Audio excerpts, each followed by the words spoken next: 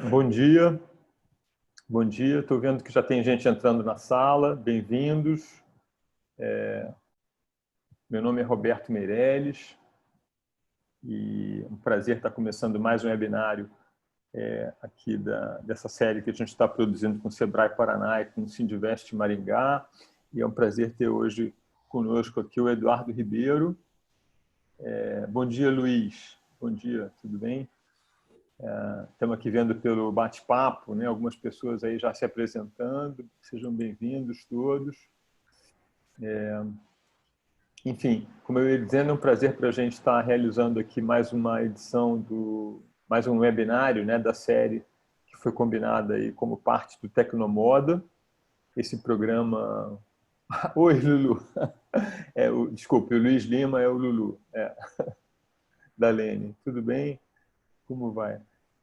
Estamos realizando aqui. Oi, Renata, Pisa, bom dia. E tem um monte de gente que está vindo todo dia, né? Tem um pessoal aí que está assíduo na série. Fico feliz.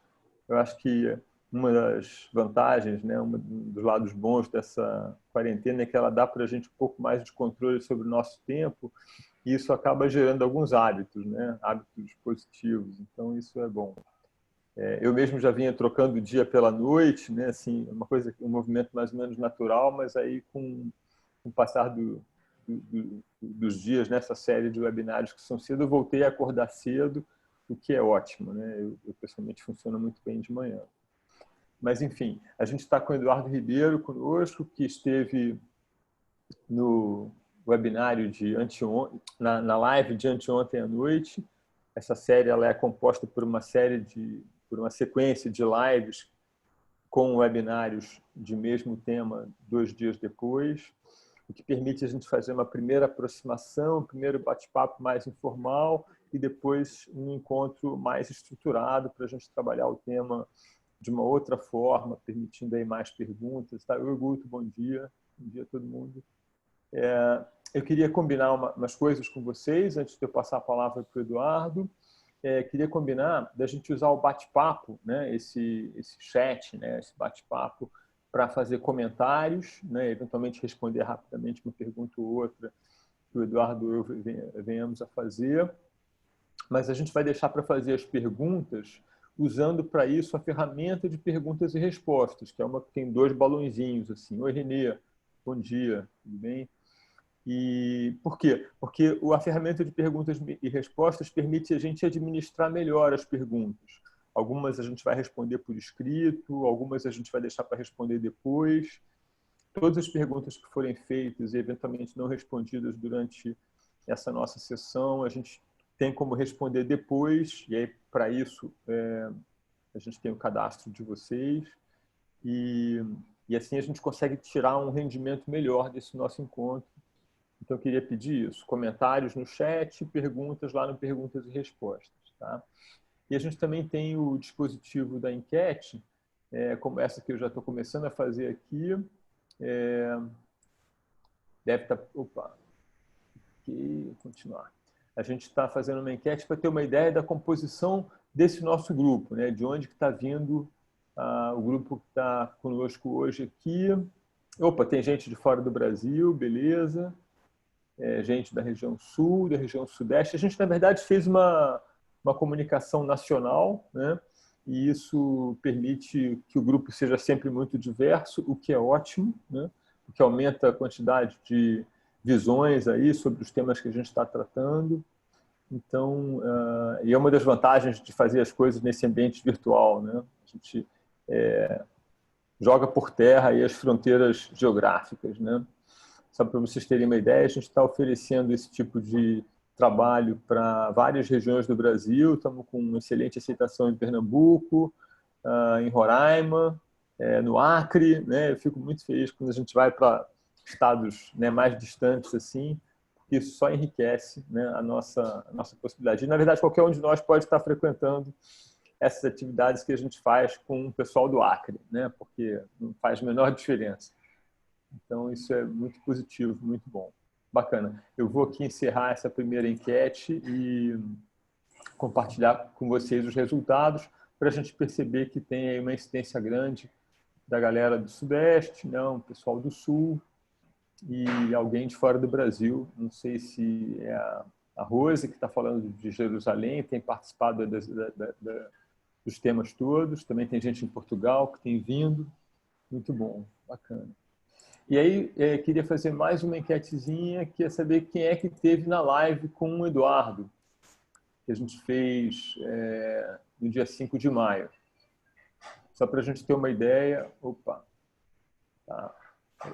A maior parte, pelo que eu estou percebendo, não esteve conosco na live, então Edu fica com essa informação aí para orientar a sua condução.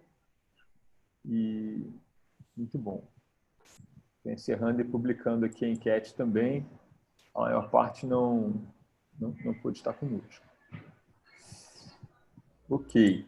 Então, eu queria passar agora para o Edu, né, que vai estar conosco aí até às 9 horas. Se passar um pouquinho, não tem problema.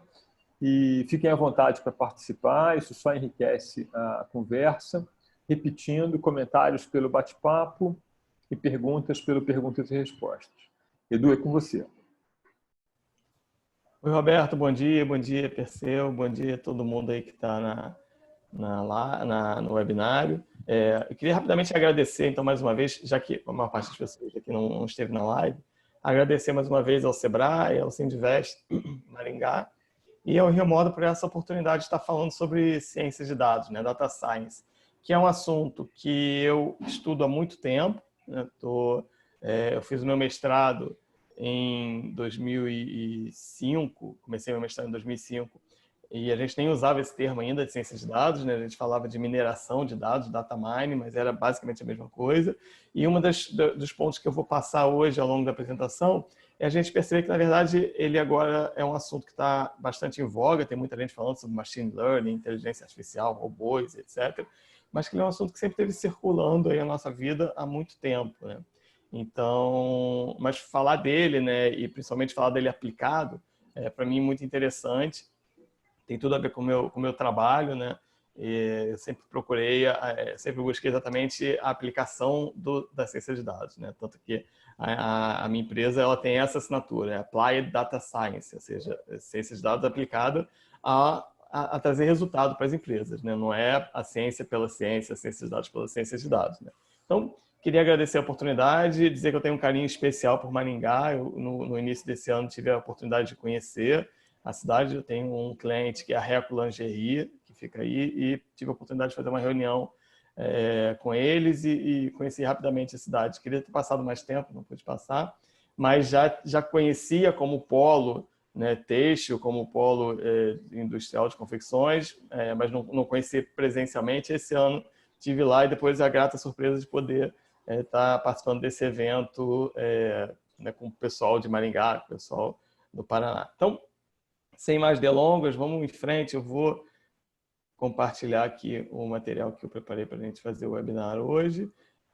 Ele é um fio condutor, né, dessa conversa, mas como o Roberto falou, fiquem à vontade para fazer comentários, fazer perguntas, e ele vai fazendo aí a mediação dessas perguntas e passando. E eu sou professor, né, além de consultor em ciência de dados, etc. Eu sou professor já há bastante tempo e eu sempre gosto de começar as minhas aulas repetindo a frase, que é uma frase de certa forma conhecida, mas é que não existe pergunta boba, existe o bobo que deixou de perguntar, né? Então, perguntem o que vocês acharem que é importante perguntar. Se por acaso eu não conseguir passar todo o material que eu preparei hoje, depois esse material vai ser compartilhado com vocês, e é mais importante aqui a interação, a possibilidade da gente estar junto falando, do que a exposição em si. Então, por favor, fiquem à vontade para perguntar. E também me comprometo junto, né, ao Sebrae, ao Sindivest e ao Rimoda de responder as perguntas posteriormente por e-mail ou em publicações nos próprios Instagrams aí dessas organizações que estão envolvidas, para a gente poder continuar essa conversa depois, né? E a gente vai falar de quê hoje? Então, vamos falar de Data Science na indústria da moda. Esse é o nosso tema central, né? E quando a gente fala de Data Science, a gente tem como matéria-prima, né, como conceito básico, e aí básico não no sentido de que é um conceito fácil, mas sim que é um conceito que dá suporte a todo o resto desse assunto, né, de ciências de dados, que é essa composição de dado, informação e conhecimento. Então, eu queria começar discutindo um pouco sobre isso, assim, né? Essa história do que é o dado. E aí queria fazer uma brincadeira com vocês dizendo o seguinte: 38, né? Se eu passo esse número para vocês dessa forma, isso não quer dizer, isso é um dado. 38 é um dado, tá? Mas isso desse jeito, sem contexto, sem explicação, sem metadados, né? Como a gente vai, para usar uma palavra um pouco mais técnica de data science, ele não diz nada para ninguém, né? 38 pode ser muito, pode ser pouco, não dá para saber, né? Eu tenho um filho de 9 anos que há coisa de uns 2 anos atrás ele começou a aprender e a estudar a questão das horas, né? Então, essa divisão, de certa forma, maluca, né? Que nós temos 1 hora, 60 minutos, 60 minutos, 60 segundos. Então, para quem está começando a aprender a contar e usa a base 10 para quase tudo, não consegue muito entender por que 1 hora tem 60 minutos. E ele me fazia algumas perguntas assim: papai, 2 horas é muito? E eu dizia: Pedro, não sei, 2 horas pode ser muito ou pode ser pouco, né? Pode ser muito para você esperar na sala de espera, né, de atraso de um dentista ou de um médico, mas pode ser pouco se você estiver se divertindo no parque de diversões. Então, a gente precisa de referência. E o dado é isso, né? Se eu disser 38 para vocês, isso não indica nada. Se eu começar a dar um pouquinho mais de contexto, um pouquinho mais de significado, de semântica para ele já começa a ter um pouco mais de valor, né? Então, eu estava falando de 38, podia ser 38 pessoas, podia ser 38 metros, podia ser 38 minutos, mas agora eu já expliquei, já apresentei para vocês uma outra característica desse dado, que é 38 graus centígrados. Ainda não é, 38 graus ainda não é uma informação de fato relevante. Ela ganhou um pouquinho, não é um dado de fato relevante, ganhou um pouquinho mais de valor, mas 38 é muito, é pouco? Não sei. De que eu estou falando? 38 graus de temperatura? Se for 38 graus de temperatura no início de janeiro, no Rio de Janeiro, eu vou dizer que está bom, está fresco, porque aqui chega a 40, 41, 42. Então, depende muito de dar contexto a esse dado. E aí, quando eu falo que 38 graus é a temperatura corporal, ou seja, eu medi a temperatura de uma pessoa, e o que o termômetro me mostrou, essa ferramenta de inferência, de medição de dados, né? A gente vai perceber que em ciências de dados a coleta é extremamente importante, né? A qualidade da coleta, quando o dado é feito, é extremamente importante. Então, se eu usei um termômetro preciso, confiável, e tirei a temperatura de alguém e cheguei à conclusão que essa pessoa está com 38 graus, agora sim, esse dado já passou a ser informação. Ele já é relevante, né? Eu já entendi do que se trata isso, né? Mas ainda assim, ele deixou de ser dado, que é o grão mais bruto, né? Que é aquele 38 que não dizia nada, que é um bit-byte 01 que está gravado num banco de dados, por exemplo. Já passou a ser informação, porque ele já tem agora um contexto, então é isso que transforma o dado em informação, a confiança e a contextualização, mas ele ainda não é de fato conhecimento. Conhecimento é quando eu pego aquele dado, transformo em informação e essa informação passa a ter um uso prático. Então, se por acaso agora eu digo que 38 graus é a temperatura corporal de alguém e eu sei que se a temperatura for menor do que 35, essa pessoa está com hipotermia, se ela está acima de 37,5, essa pessoa está com febre, que o range, né, a faixa de normalidade da temperatura é de 36 a 37,5, eu passo a transformar esse dado que virou informação em conhecimento. E conforme eu vou agregando conhecimento, ele vai se transformando em algo com mais valor, né? Por exemplo, se eu sei que com 38 graus que uma pessoa esteja, né, com essa temperatura, é melhor tomar um antitérmico, aí sim eu passei a transformar aquele dado num conhecimento relevante. E aí, esse é um exemplo bobo do nosso dia a dia. Todo pai, toda mãe sabe que 38 graus tem que dar um antitérmico lá para o seu filho, mas isso é uma ilustração muito, muito simples e objetiva do que é o trabalho da data science, do que é o trabalho da ciência de dados. Nada mais né, do que transformar, nada mais do que um conjunto de ferramentas, de atividades para transformar dados que podem estar simplesmente desperdiçados numa organização para gerar conhecimento, e esse conhecimento dá suporte para tomadas de decisões, para ações e para projetos mais estratégicos e assertivos, né? Então, a ciência de dados ela trata especificamente de usar um grande volume de dados que é gerado no dia a dia da indústria da moda, no dia a dia do varejo de moda, para fazer com que essa organização tenha mais sucesso, né? Então, essa é a função da ciência de dados aplicada a uma organização. Então, esse é o conceito básico que a gente vai falar. A gente vai falar de Data Science aplicado na indústria da moda. Eu queria também pensar um pouquinho mais na história disso, porque que a gente chegou até onde a gente chegou hoje, né? Como eu falei, isso não é nenhuma novidade, né?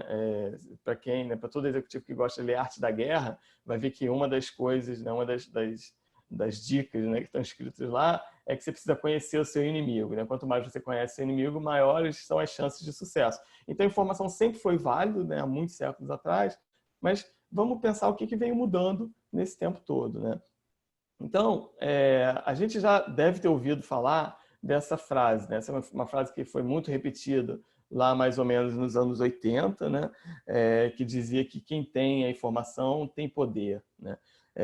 Isso era uma frase muito significativa para essa década de 80, porque é a década que a gente chamava de Era da Informação. Na verdade, a gente chamava não. Quem chamou de Era da Informação pela primeira vez foi Peter Drucker, e ele disse, né, na verdade, esse conceito de Era da Informação, ele, né, apontado pelo Peter Drucker, né, que é esse consultor de gestão extremamente influente, né, no mercado, isso já vem lá da década de 50, década de 60. Né? Então, foi uma mudança, né, até a Segunda Guerra, mais ou menos. A gente considerava que o mundo estava passando por uma era que era a era industrial, né? Então, o poder estava na força de trabalho, né? E aí, quando mudou ali, quando passou ali, né, a Segunda Guerra Mundial, a gente entrou, por exemplo, na época da Guerra Fria, então, foram criadas ou foram fortalecidas as agências de inteligência, CIA, KGB internacional, a gente foi entrando na chamada Era da Informação. E essa Era da Informação, né, como disse Peter Drucker, como a gente veio repetindo e repete até hoje, trouxe essa questão de quem tem a informação tem o poder. Mas, ao invés de ficar falando da teoria, né, dos pensadores, eu vou apresentar uma outra pessoa, brincadeira, todo mundo provavelmente já ouviu falar em Sam Walton, né, o fundador do Walmart, provavelmente um dos maiores varejistas do mundo inteiro.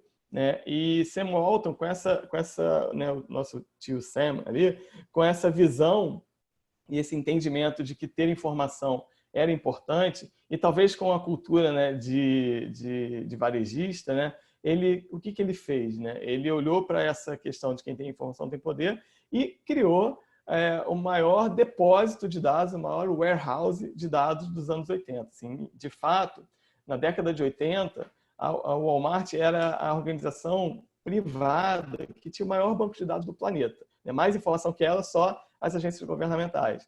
Mas o Sam e a turma lá toda do Sam Walton olhou para essa questão e falou, já que quem tem a informação tem o poder, vamos acumular o máximo de informação possível, vamos coletar e guardar o máximo de informação possível no nosso depósito de dados, nosso warehouse de dados, que é um data warehouse, que é um banco de dados. Só que o Sam nunca foi bobo, né? E ele rapidamente entendeu que, na verdade, ter a informação, assim como ter um estoque cheio, né? Ter um CD cheio de estoque, não é exatamente o que dá valor. O que dá valor, na verdade, é saber usar essa informação, é poder usar essa informação. Então, o Sam rapidamente transformou, né, essa frase, não contou para todo mundo, até hoje muita gente continua usando a frase quem tem informação tem o poder, mas a frase mais adequada é dizer quem usa a informação tem o poder. Né? É a mesma coisa você ter um estoque cheio de coisas, cheio de matéria-prima, você está com dinheiro parado. Agora, quem está usando essa matéria-prima para produzir tecidos e roupas e está vendendo isso na cadeia produtiva da moda, por exemplo, está de fato se apropriando desse poder, né, daquela matéria-prima. Então, com a informação não é diferente. Quem usa a informação tem poder. E só para ilustrar um exemplo de como é que o Walmart veio a usar essa informação, esse é o exemplo que 9 em cada 10 palestrantes, professores que falam de Big Data, que falam de Business Intelligence, que falam de Data Science usa. Então, talvez vocês já conheçam, mas eu acho que é um exemplo também ilustrativo e eu queria mergulhar um pouco mais nele antes de passar para falar da indústria especificamente. Né? Mas então, como é que o Walmart usou essa informação? Ele, usando alguns algoritmos de ciência de dados, eles perceberam que muita gente que ia no Walmart comprar cerveja comprava também fralda. Né? Então, foi uma associação de compras que o Walmart percebeu que não é uma associação óbvia. Né? Então, aí está a beleza da ciência de dados, né? Se você tem um supermercado e você quer vender muito molho de tomate, você põe o molho de tomate perto do macarrão, porque, de certa forma, é óbvio, é fácil, é intuitivo para a gente imaginar que muita gente que compra macarrão também compra molho de tomate, né? Mas a ciência de dados, ela não serve para trazer esse tipo de informação óbvia, né? Esse tipo de conhecimento claro. Ele tem valor de verdade quando ele vai mostrar para a gente um conhecimento que estava escondido lá nos milhares, centenas de milhares, milhões de dados que são gerados pela empresa no dia a dia, né? Então, no caso do varejo, o Walmart tem um monte de pontos de venda, todos esses pontos de venda tem gente comprando, online, offline, e passando ali no caixa com produtos. Um ser humano sozinho teria dificuldade de entender, né, de olhar naquele volume de dados todos, essa comparação, essa composição de cestas de cerveja e fralda. E aí um algoritmo de ciência de dados descobriu isso para o ser humano. Aí na ciência de dados a gente tem uma preocupação, né, ou tem uma questão que às vezes a gente olha uma descoberta e a gente tenta explicar essa descoberta. Explicar nem é tão importante, né? Não é?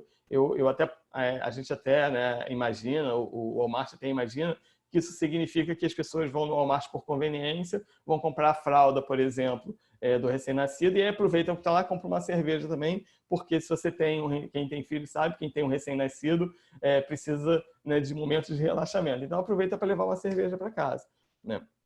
Mas, de verdade, se esse é o real motivo, não importa tanto, né? Importa para a gente entender que os dois produtos são vendidos em conjunto e adequar o nosso VM, né? O nosso visual merchandising ali da empresa, para vender mais cerveja, vender mais fralda, vender mais produtos que são comprados em conjunto com esse. Por exemplo, se eu descobrisse que, além de cerveja e fralda, as pessoas também compram caneta hidrográfica, né? Sei lá por quê, eu posso colocar a cerveja, a fralda e com a caneta ali no meio, uma arrumação que ninguém teria feito isso intuitivamente, e aí assim eu consigo alavancar a venda de cerveja, fralda e caneta, né?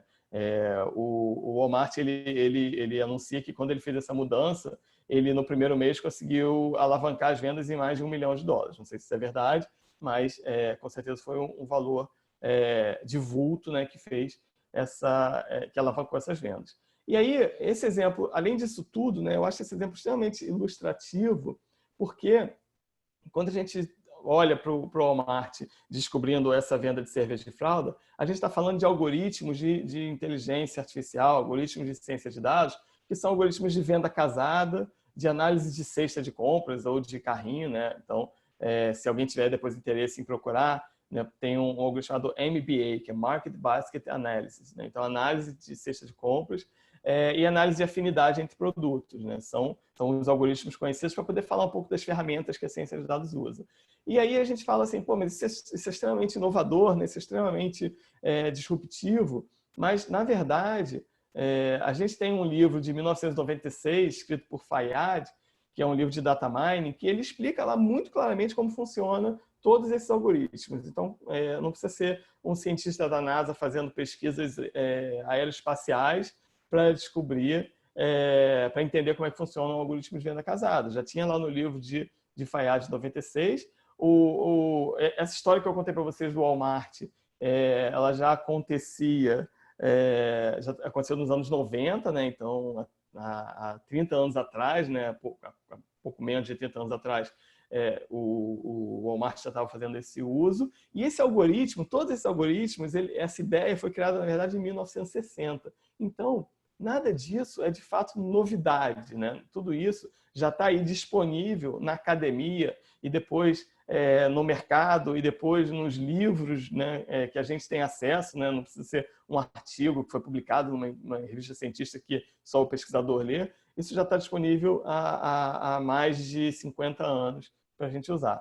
E aí, quando eu penso nisso tudo, eu gosto de fazer a pergunta, que é a pergunta de quantos de vocês, né, quantos dos presentes aqui usa, de fato, essa informação para tomar decisões desse tipo, né? Por exemplo, dado que esse é um algoritmo extremamente conhecido e já com uso aplicado, quantos de vocês estão usando, por exemplo, um algoritmo de otimização para fazer um melhor planejamento e controle da produção? Quantos estão fazendo algoritmos de inteligência artificial, né, na indústria para fazer, por exemplo, manutenção preventiva, né? Para conseguir fazer um trabalho de manutenção preventiva e diminuir o downtime da indústria, para talvez otimizar a cadeia de suprimentos. Então, a gente vai falar um pouco desses exemplos, mas a primeira provocação que eu queria fazer, e eu acho que é importante que as pessoas saiam desse webinário provocadas, né, incomodados. Se todo mundo sair muito confortável, é porque a gente não atingiu o nosso objetivo.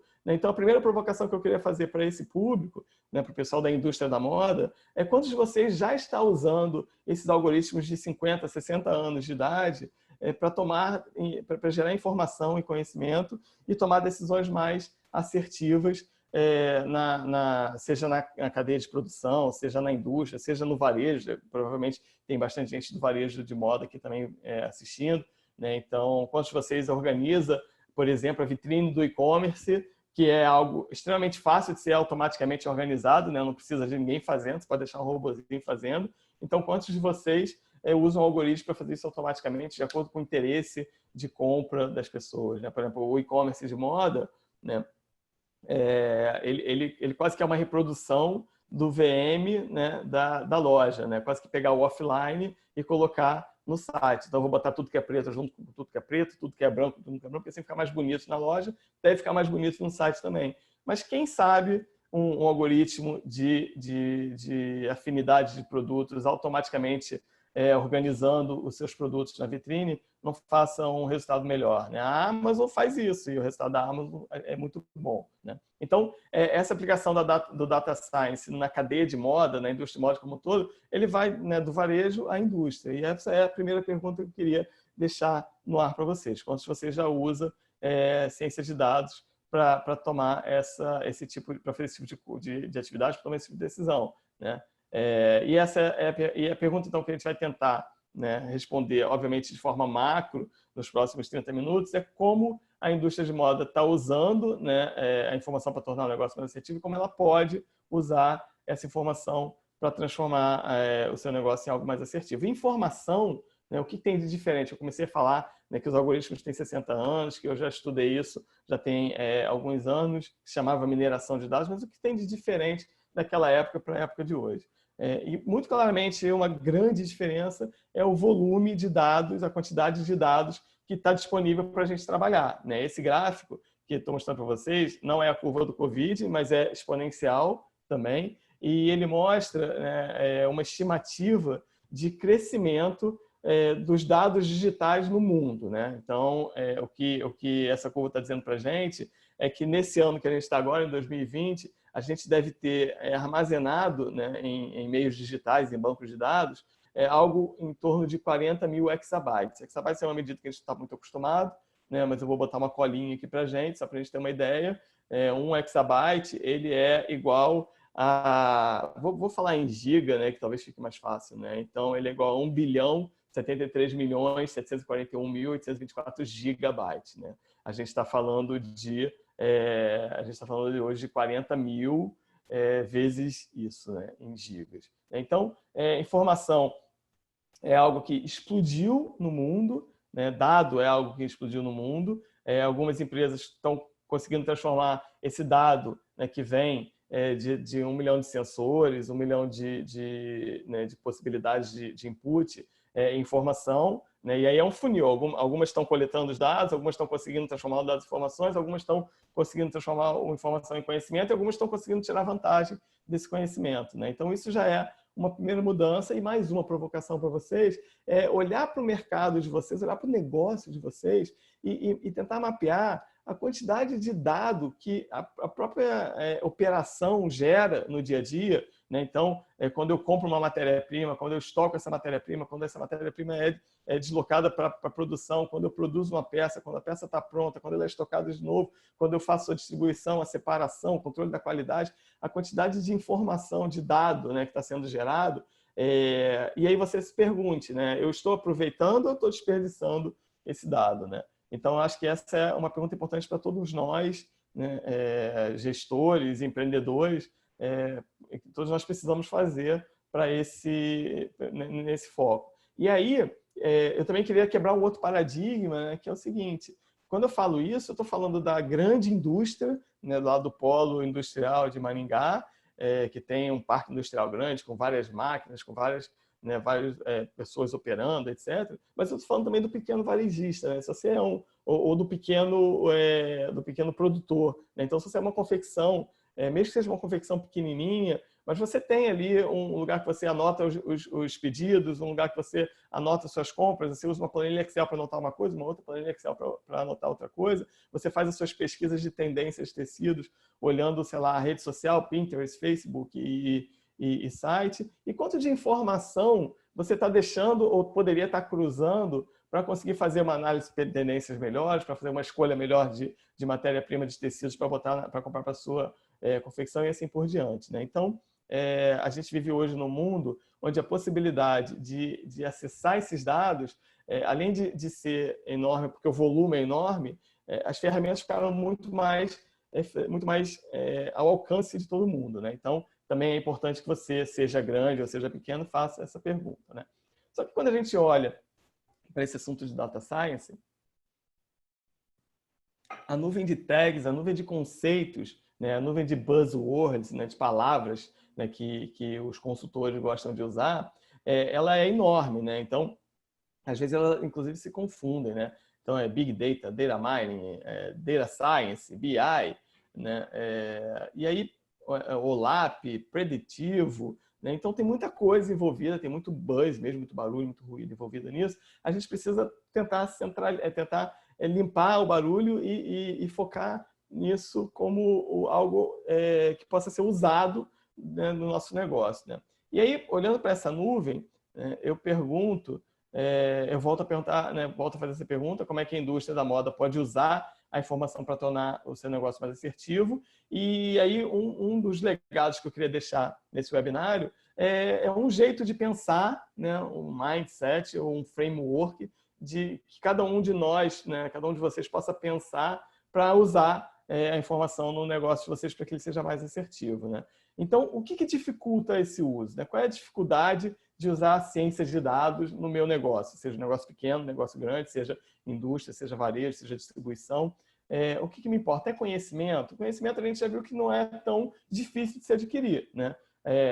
Está em livro, está em curso. Se você entrar agora no Google e escrever curso online de ciência de dados, você vai ser inundado por uma série de ofertas de cursos online, do iniciante ao mais avançado, né? No Coursera, por exemplo, que é um marketplace, né, de cursos, tem tipo Data Science para iniciantes, Data Science para aquele para pessoas que não conhecem nada, tem avançado. Então, o conhecimento não é tanto um problema. A tecnologia também já não é tanto um problema. Se eu quisesse fazer ciência de dados há 10 anos atrás, há 20 anos atrás, o custo da tecnologia era alto, né? Então, eu fiz a coisa de uns 10 anos atrás, talvez, um curso de uma ferramenta chamada SAS, SAS, né? Que é uma ferramenta de estatística utilizada pelas grandes empresas, pelo IBGE, por exemplo, e é uma ferramenta bastante cara, super sofisticada. Então, se você quisesse usar o SAS na sua empresa para fazer ciências de dados, você tinha que pagar uma licença lá que passava das centenas de milhares de dólares, né? Mas hoje em dia isso já não é o caso. Hoje em dia a gente consegue ter hardware de sobra, ferramenta acessível, por preços bem mais em conta. Então, tecnologia não é o problema.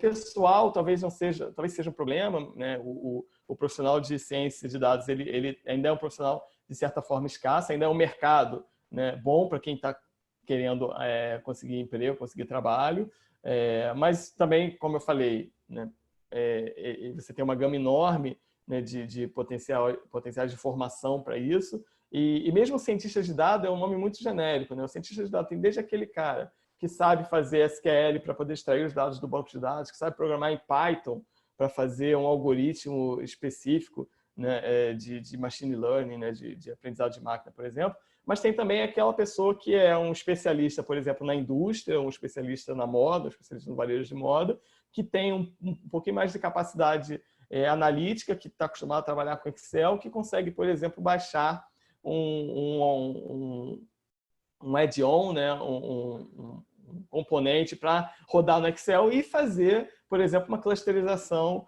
de clientes, fazer, por exemplo, né, uma otimização né, de produção de uma fábrica usando muito pouco, talvez nem tenha o entendimento de como é que aquele algoritmo foi criado, né, mas consegue apertar os parafusos ali, né, consegue ajustar as variáveis e tirar proveito disso. Então, não é um problema de conhecimento nem de tecnologia de pessoal, eu acho que é muito mais um problema de entender qual é a aplicação que pode ter, de fazer investimento e de dar foco nisso, né? Então, esse é o framework que eu gostaria de construir aqui com vocês, né, nesse webinar. Assim, como é que eu faço para descobrir qual é a aplicação dentro da minha empresa, como é que eu faço para destinar investimento e para dar algum foco nessa atividade e, a partir daí, conseguir extrair dados, conseguir extrair valor dos dados que são gerados, né? Então, eu, por exemplo, vejo muita gente falando coisas que não têm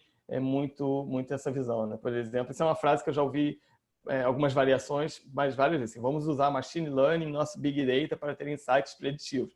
Essa frase, na verdade, não diz nada, tá, gente? Isso é um bando de buzzword, é o gerador de lero-lero, juntando, né, componentes, né? Então, antes de você falar que vai usar machine learning, antes de falar de big data ou de preditivo, é você, de novo, voltar aqui, entender qual é a aplicação, qual é o investimento que você tem disponível, qual é o foco que você vai dar para a ciência de dados no seu negócio, né?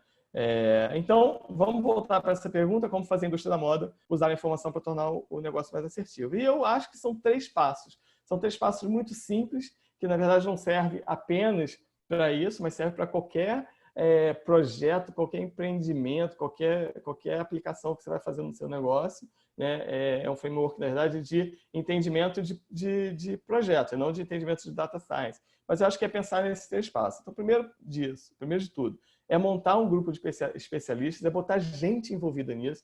E quando eu falo especialista, não é necessariamente contratar apenas cientistas de dados, né? Quanto mais multidisciplinar for esse primeiro time, né? Esse primeiro, para usar uma palavra que está na moda por causa né, dos métodos ágeis, usar esse primeiro squad, né? Esse primeiro esquadrão, né? Quanto mais multidisciplinar, melhor. Então, dar essa responsabilidade para um time dentro da sua empresa, né? E pega uma pessoa que é especialista em mercado, uma pessoa de marketing, uma pessoa da produção, uma pessoa da TI, um cientista de dados, e fala, agora vocês são o meu comitê de especialistas que vão me responder como é que a gente pode fazer uso dessa atividade, dessas técnicas para gerar valor aqui na nossa empresa. Então, monta esse grupo de especialistas, entende e define quais são as possibilidades dentro da sua empresa, e aí a dica para fazer essa definição de possibilidade é usar o Golden Circle, né, do Simon Sinek, né, começar perguntando por quê. Por que eu usaria informações na minha empresa para gerar mais valor? Assim, eu gosto, por exemplo, de perguntar qual é o problema que a gente gostaria de resolver, qual é o problema que está doendo mais, né, para a gente gostar de resolver. Então, entende e define as possibilidades, pergunta por que você faria isso na sua organização, né? Esse grupo, na verdade, deve perguntar, né? E aí o fato dele ser multidisciplinar é excelente, porque o cara do financeiro vai querer resolver um problema de financeiro, um cara da produção, do marketing, de marketing, mas no final das contas você vai ter ali um backlog de potenciais problemas que podem ser resolvidos por isso tudo, e depois prioriza, né? Priorizar, né, com base em retorno versus esforço, né? Põe isso num quadrante, e aí tudo que está entrando, por exemplo, nesse primeiro quadrante que não tenho certeza se vocês estão vendo o meu mouse, mas eu estou fazendo o mouse aqui no primeiro quadrante superior à esquerda, é um quadrante que me diz o seguinte, são iniciativas que têm menor esforço e maior valor, né? Então, se eu tenho uma iniciativa aqui que eu vou ter um esforço menor e vai me dar um resultado maior, eu vou começar por elas, né? Então, priorizar sempre também ser olhando para essas 2 dimensões, né? E aí, com isso, a gente já começa a usar a ciência de dados na organização, tá? Sempre com a cabeça, com o entendimento de que o grande matéria-prima da ciência de dados é o dado, né? E aí segue uma outra frase de efeito que tem sido bastante usada no mercado, que é data is the new oil, né? O dado é o novo petróleo, né? Então é algo que vale muito, mas ainda é bruto, né? O petróleo ele tem um valor alto, apesar de ter caído o valor nas últimas semanas, mas ele continua tendo valor alto. Mas ele é bruto, né? Ele precisa ser trabalhado. Então, todo dado você precisa, né? Aquele grupo lá aquele comitê, ele precisa responder e resolver a situação de como é que o dado vai ser coletado, né? Então, se é na indústria, se é para fazer otimização preventiva de manutenção das minhas máquinas, eu preciso pensar em sensores que vão acompanhar o funcionamento, ou vão capturar os logs de funcionamento dessas máquinas e vão registrar as necessidades de manutenção para conseguir cruzar, por exemplo, uma mudança de comportamento com uma necessidade futura de manutenção e avisar isso com antecedência. Então, eu preciso entender como é que eu coleto esses dados. Eu vou usar etiqueta de RFID na matéria-prima, eu vou ler conforme o produto passa pela linha industrial, eu vou ler os logs das máquinas, então os dados precisam ser coletados, precisam ser higienizados e padronizados, e aí entra muito o pessoal de TI fazendo esse trabalho. Precisam ser contextualizados, aí já entra o especialista, né, que ele precisa, o especialista em manutenção, para usar esse exemplo que a gente está dando, que ele precisa conseguir sinalizar algumas coisas para a gente, né, para quem está trabalhando esse dado bruto, e disponibilizar isso para quem vai fazer o uso, né? E às vezes disponibilizar significa, tem toda uma área, né, de ciências de dados que é a data visualization. Então, às vezes você precisa ter um designer especializado em visualização de dados para poder conseguir fazer com que esses dados sejam bem visualizados e tenham uso, né? Então, a ciência de dados, o cientista de dados, ele é uma profissão tão vasta, né? Ele é uma atividade tão vasta que pode ter o pessoal, como eu falei, de TI, pode ter um designer, né? Porque precisa da visualização. E esse mesmo grupo também precisa se preocupar rapidamente, né? Falando que isso daria um outro webinar só para falar de governança de dados, precisa se preocupar com a governança de dados. Se dado é algo tão valioso, né? E quem usa a informação tem o poder, você precisa tratar esses dados com cuidado, precisa entender quem é o dono daquela informação, como é que está guardada aquela informação, armazenada, tem que ter uma estratégia de proteção, usar o dado da melhor forma possível e medir quais são os riscos e resultados daquele dado, né? Então, aqui é apenas uma lembrança que a gente precisa tratar desses dados, coletar, higienizar, contextualizar, disponibilizar, e a gente precisa proteger esses dados com uma política de governança de dados, tá? Mas quando a gente fala da indústria, talvez uma das preocupações, uma das dificuldades que a indústria tem por exemplo, hoje a indústria já poderia ou já está usando, né, ciências de dados e machine learning na cadeia produtiva, mas todo o negócio tem um final que é o consumidor, né? Então, seria muito importante, por exemplo, eu entender, eu imagino que isso seja uma pergunta que a indústria da moda gostaria de estar respondendo, eu entender, por exemplo, como é que se eu sou uma confecção de biquínis, por exemplo, de beachwear, eu queria entender quem é o consumidor que está comprando lá no final da cadeia aquele biquíni, como é que ele usa, né? Como é que ele repõe aquela peça, como é que ele escolhe, que valor ele dá para cada uma das características. É importante para ele o tecido, é importante para ele o corte, a qualidade, a durabilidade, né? O conforto, né? Mas eu tenho uma barreira para chegar lá, né? Porque a gente está na indústria aqui atrás e aí tem o distribuidor, eventualmente, né? Tem o atacadista, tem o varejo, tem o próprio cliente, né? Então, eu queria dar um exemplo aqui de ciências de dados que é fora da indústria, mas para a gente também abrir um pouco a nossa mente, né? Como é que a indústria pode usar ciências de dados para conhecer um pouco mais do consumidor, né? Então, vou dar um exemplo da Coca-Cola, que também é indústria, e a Coca-Cola tem esse problema, né? Como é que eu vou chegar lá na frente e conhecer o consumidor?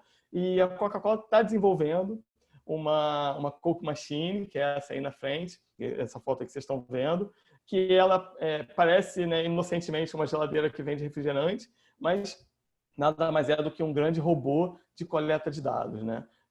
Então, essa é uma máquina que o usuário ele consegue escolher combinações de refrigerantes. A gente não vê isso aqui no Brasil, mas lá você pode escolher combinações de refrigerantes para montar o seu refrigerante. Sabe aquela brincadeira que a gente fazia quando era criança, que misturava Guaraná e Coca-Cola para ver como é que ficava? Então, você pode escolher ali combinações de refrigerante e fazer o seu próprio refrigerante. Só que o que essa máquina está fazendo? Essa máquina, na verdade, ela está coletando informações de que perfil de gente está misturando tipo de refrigerante para poder lançar produtos mais adequados para aquele público, né? Então, ali tem uma câmerazinha, né? Aí tem toda a discussão de governança, privacidade que a gente pode ter em algum momento, mas ali tem uma câmerazinha. Hoje, essa câmera já consegue perceber, por exemplo, quem está usando aquela máquina, se é um homem, uma mulher, se é uma pessoa, qual é mais ou menos a faixa etária, qual é o humor que ela está naquele momento, né? Tem muita loja usando isso para medir a entrada e saída de clientes, saber, né, qual é o perfil demográfico e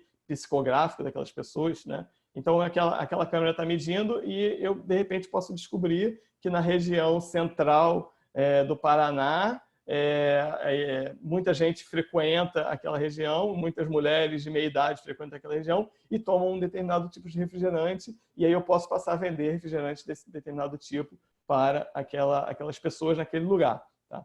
Mas, Eduardo, você está falando de refrigerante, a gente não quer falar de moda? Será que a gente consegue pensar, né, em máquinas para vender roupas, né? Até tem a Básico.com está fazendo isso, né? Usando uma máquina para vender camiseta lá em São Paulo, mas esse exemplo ele não é muito para a gente pegar, né, imaginar que agora a indústria lá de Maringá vai botar, né, que está acostumada a vender para um varejista, vai botar uma máquina na central do Brasil aqui no Rio de Janeiro ou lá na Estação da Luz em São Paulo para medir isso. É só para a gente poder entender e tentar abrir a nossa mente para quais são as soluções possíveis, né? Por exemplo, quando eu falo especificamente de indústria têxtil, indústria do vestuário, eu penso imediatamente nos wearables, né? As tecnologias que são vestíveis, né? Então, a aplicação mais óbvia disso são os smartwatches, por exemplo. Eu estou usando um smartwatch da Samsung, né? Você tem certeza que vários de vocês estão usando aí um Apple Watch ou alguma coisa parecida, né? Tem outras potenciais soluções, né? O Google Glass, né, que está aqui em cima, tem anel, etc. Mas quando a gente fala de wearable, a gente pode estar falando, por exemplo, de uma jaqueta, né, que foi pensada lá em 1985. Tá vendo? As ideias não são, né, novas, né? Mas lá em 1985, no filme De Volta para o Futuro, ele previa que em 2000, né, então, né, 2010, se não me engano, então há 10 anos atrás, você teria jaquetas, roupas inteligentes que se ajustavam a cada cliente, né, que se secavam sozinhas numa chuva. Né? Em 2017, essa empresa Phalon Wearable Tech lançou, né, a segunda versão da Self-Drying Jacket, né, que é uma jaqueta que percebe que está molhada e seca sozinho. Né? Então, já tem gente trabalhando, né, essa indústria, já tem gente da indústria, né, da têxtil trabalhando essa visão, né? E aí imaginem, pessoal, a quantidade de dados, né, e de informação que uma jaqueta como essa pode gerar para a indústria mesmo, né? Para ela entender, né, qual é o volume, por exemplo, de água que essa jaqueta está precisando secar em cada região, como é que as pessoas estão usando, qual é a hora do dia, qual é a localização que eles usam, qual é a ocasião, né? Qual é o humor, e aí você junta isso com o smartwatch, né? Qual é o humor que a pessoa está quando está com essa jaqueta, né? Tem um outro exemplo que eu gosto muito, e eu acho que nesse momento de isolamento social é um exemplo perfeito, que é essa The Hug Shirt, né? É um produto que existe, dessa empresa chamada Cute Circuit, né? Tem aí o site para quem quiser ver, que é o seguinte: você compra essa camiseta, né, a camiseta do abraço, você coloca essa camiseta tem sensores, você dá um abraço na sua camiseta, né, e aí esse abraço que você deu, ele é transmitido para o seu smartphone, você transmite pelo aplicativo para outra pessoa, por exemplo, para sua mãe, que está isolada lá na outra casa, porque a gente está isolado no coronavírus, você transmite para ela e ela recebe, se ela estiver usando a camiseta também do abraço, ela recebe esse mesmo abraço. A camiseta tem motorizinhos lá que vai fazer a mesma sensação de abraço nela. Né? É óbvio que não substitui o abraço presencial, mas é um produto que já está aí no mercado. E aí, de novo, imagina a quantidade de dados que isso gera. Né?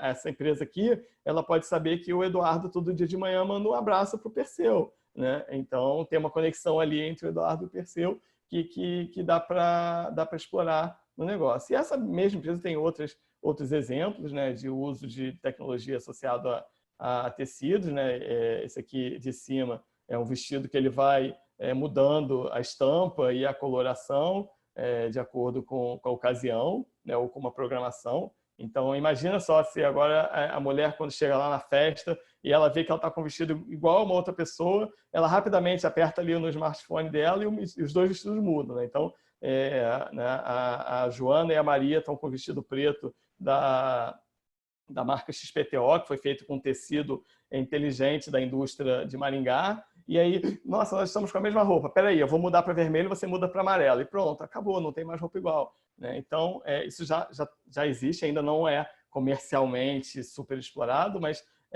são tecnologias que já existem. A Chanel, por exemplo, fez uma bolsa que é uma bolsa que se ilumina e muda, né, as estampas de acordo com a ocasião. E aí, olhando para isso, né, e olhando para a indústria, eu queria fazer a minha segunda provocação de hoje, ou a terceira provocação de hoje, que é perguntar para vocês, né, a indústria do vestuário de Maringá, quem é que vai liderar essa revolução aqui no Brasil e no mundo, né? Vai ser a indústria de vestimenta, vai ser a indústria da tecnologia, vai ser a Samsung, né? Então, quem vai desenvolver tecidos inteligentes e vai dominar, talvez, a indústria de tecidos daqui a 10, 15, 20 anos vai ser a Samsung, ou vai ser quem está hoje posicionado na indústria de tecidos aí de Maringá, pensando em desenvolver a sua cadeia produtiva, né?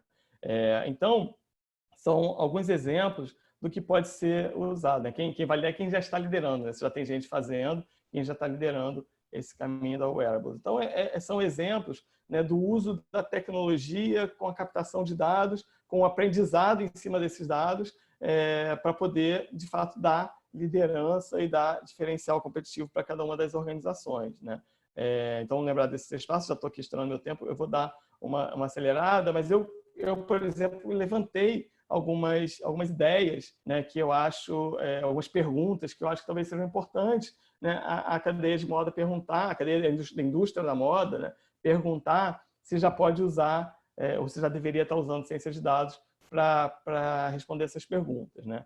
E aí, qual é a melhor pergunta, qual é a melhor resposta, qual é o primeiro foco? Depende de cada empresa, depende de cada organização. Talvez, né, na organização do Roberto, seja fazer uma melhor previsão de demanda, né? Eu tenho dificuldade, né, de prever a demanda na minha indústria. Eu faço, como eu sempre fiz, usando um pouco de intuição, um pouco de conversa com as pessoas. Será que eu consigo melhorar essa previsão da demanda? Será que eu consigo otimizar a cadeia de suprimentos, melhorar a inspeção da qualidade? Enfim, uma série de perguntas. Será que eu tenho que falar em blockchain nesse momento? Ou em automatizar os processos com robôs? Cada um vai responder essa pergunta, né? Um exemplo que eu vi que eu gostei muito foi a otimização da cadeia de suprimentos, né? Então, existem polos nos Estados Unidos, né? Polos industriais nos Estados Unidos, e aí fica uma ideia, talvez, para o polo de Maringá, se não estiver fazendo isso, mas existem polos industriais nos Estados Unidos que o que eles estão fazendo? Eles estão reunindo as informações de fornecimento da cadeia de suprimentos para a indústria desse polo num grande banco de dados, um grande data lake, né, para a gente usar o nome técnico, de várias empresas. Então, tem várias indústrias operando ali, tem vários fornecedores fornecendo ali, e tem empresas, né, de supply chain, de distribuição. Eles estão reunindo todos esses dados num grande banco de dados para otimizar esse processo do supply chain, esse processo de fornecimento, distribuição, entrega e estocagem dos suprimentos que são utilizados por aquele polo industrial, né? Então, será que essa é a pergunta mais importante para responder agora? Será que o Sindivest Maringá consegue reunir os players, né, desse polo e para trabalhar não como concorrente, mas sim como pessoas, né, como colaboradores, e com isso otimizar a cadeia de suprimentos do polo como um todo, e com isso conseguir, né, diminuir o custo, diminuir a quebra de suprimentos e melhorar o negócio de todo mundo? Talvez seja essa a pergunta que vocês têm que responder. Não sou eu que vou responder isso, né? O que eu queria era deixar vocês com esses 3 passos, né? Montar um grupo de especialistas dentro da sua organização ou dentro da indústria, né? Então, vamos usar o sindicato, né? O Sindivest Maringá como fórum para montar esse grupo, e priorizar quais dessas perguntas podem ser respondidas ou devem ser respondidas mais prioritariamente dentro desse ambiente, né?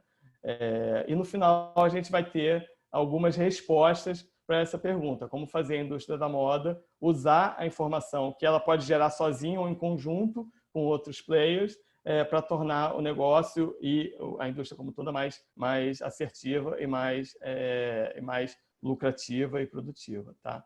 Então, basicamente esse foi a linha aí de conteúdo que eu quis trazer para vocês. Tem alguns dados meus de contato, se vocês quiserem, né, quem quiser depois continuar essa discussão, pode fazer através do Rio Moda, através do Sindivest Maringá, mas também fica aí meus dados de contato. Mas o que era importante para mim era deixar essa provocação para vocês, né? Entender o que é ciência de dados, entender que é algo moderno, mas não é algo, como é que eu vou dizer, uma grande novidade. Isso já tem bases, né, que começaram nos anos 50, nos anos 60, que é algo acessível para o grande e para o pequeno, e que basicamente o que você precisa é colocar isso na ordem do dia e criar, talvez usar aqueles 3 passos para criar oportunidades de uso, tá bom? Então, Roberto, eu não consegui acompanhar o chat e as perguntas, não sei se tem algumas perguntas para responder, mas esse era o meu objetivo. Espero que vocês saiam daqui todos incomodados e motivados a hoje, já que hoje está cedinho ainda, né? Então, hoje começar esse trabalho de uso da ciência de dados na indústria da moda, tá? Muito bom. Edu, na verdade não rolaram perguntas lá no Perguntas e Respostas, mas alguns comentários aqui no campo de chat. O que eu queria... queria te agradecer porque acho que foi inspirador por um lado, ao mesmo tempo que você trouxe, né, um conjunto de etapas, aí, de passos do outro. Eu queria só ressaltar o quanto que eu lido muito com pesquisa, a gente também faz isso um bocado lá no Instituto Rio Moda, assim como, né, outras atividades, e é muito comum, né, a gente trabalhar com determinadas empresas que percebem a necessidade de fazer algum tipo de pesquisa, nos chamam para ajudar, e às vezes ficam muito satisfeitos quando você faz uma pesquisa, né, e joga a luz sobre um determinado problema. E, no entanto, a pesquisa ela funciona melhor se ela for feita de maneira sistemática, né? Se ela se incorporar ao processo do dia a dia daquela organização, né? Mais ou menos como se alimentar, né? É melhor a gente fracionar a alimentação, comer várias vezes por dia um pouquinho, do que uma única refeição assim maior. A gente digere, metaboliza melhor, né? Se a gente faz aquilo um processo mais contínuo. E eu acho que com informação, com dado, é mais ou menos a mesma coisa, né? Isso tem que passar a fazer parte, né, do processo diário, né, cotidiano da empresa, né? Criar uma cultura de trabalhar com dado. E aí, como você colocou muito bem, né, você tem espaço de variação numa escala que vai desde emprego de profissionais super especialistas e sistemas mais complexos até a aplicação do conceito com ferramentas simples, né? Um Excel já ajuda um bocado, né? Um Excel mais a compreensão de que aquilo é importante, né? Já é uma forma de começar, né? Acessível aí a qualquer empresa, né, que possa dispor aí de um pacote, né, que tem uma planilha e tal, já, quer dizer, eu falo de Excel, mas pode ser qualquer planilha, né? Não necessariamente Excel. Então, acho que isso fica como provocação, né? Assim, começar, como você falou muito bem, pode começar hoje, né? Já que hoje ainda é cedinho, né? Pode começar a colocar isso em prática hoje. Perseu, tem algum comentário, Perseu? Bom dia aí mais uma vez a todo mundo. Eduardo, muito obrigado. Eu sou da área de tecnologia, eu vim da área de tecnologia e gostei muito da sua abordagem porque é exatamente isso, né? O pessoal traz todas as palavras possíveis e imagináveis, pega um canhão para matar uma formiga, né? Vamos dizer assim.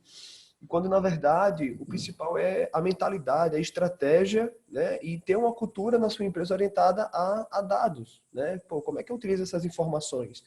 E aí fica naquela coisa, ou vai no feeling do empresário, né? Ou vai no nível de inteligência que não é necessário para aquela organização. Envolve muito custo e tal.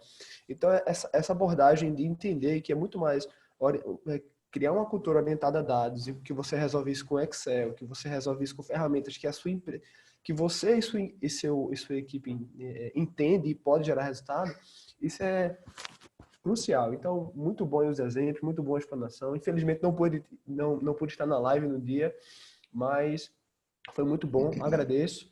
Roberto, mais uma vez, muito obrigado aí por trazer mais um parceiro aí com conteúdo sensacional. E vamos em frente aí, que tem muita mais coisa aí do Tecnomoda para rolar durante o ano todo. Bacana. Eu queria agradecer a todos os participantes, ao Eduardo especialmente, ao Perseu. Eduardo é companheiro, né, de muitas estradas, né, Eduardo? A gente tem realizado muita coisa junto e tal, então isso é muito bom.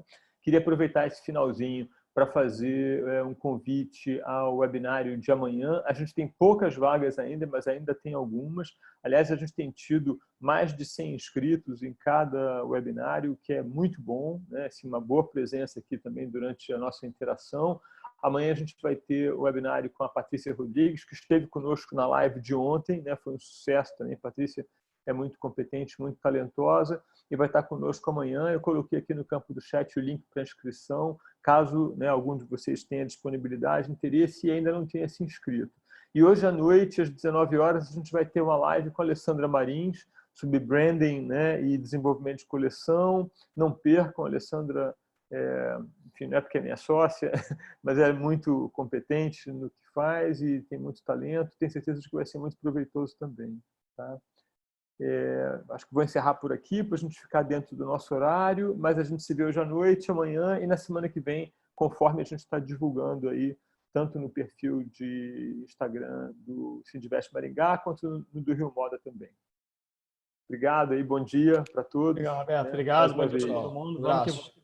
Valeu, obrigado, Edu, obrigado, Perseu, obrigado a todos.